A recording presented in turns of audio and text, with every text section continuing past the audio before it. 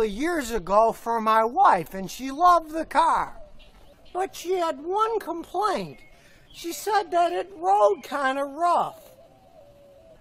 Now, I've been married to her for 36 years, not about these Kumos that it came with. And this time I decided to be logical about tires, so I typed in Kumo tire review and see what the internet says about them.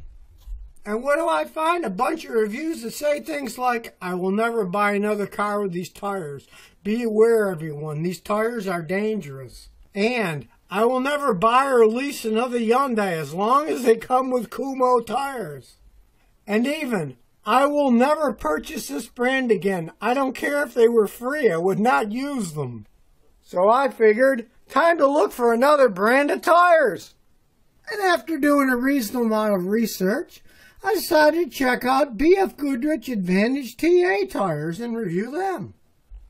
So I checked Amazon first just for a general view, and people just tended to like them, said I purchased these, wasn't disappointed. They were excellent, well-priced tires. Then I went into a really deep analysis where people say, hey, they're not racing tires, but if you want tires that last a long time and ride well, they're pretty good tires. So I decided to try them out. And since my wife is an elementary school teacher, she's not driving 130 miles an hour. She drives the speed limit. If it's 30, she goes 30. If it's 75, she goes 75. So you don't need a really high speed rated tire for her. And here they are, mounted on the car.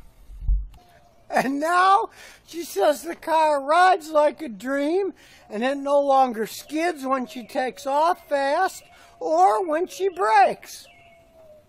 Now with the old Kumo tires that used to be on it, it used to skid when you took off, skid when you brake, and rode really poorly, even though there was still tons of tread left on it. So, the moral of the story is, yes, tires can have a lot to do with how your car rides, how it handles, even how it brakes and accelerates.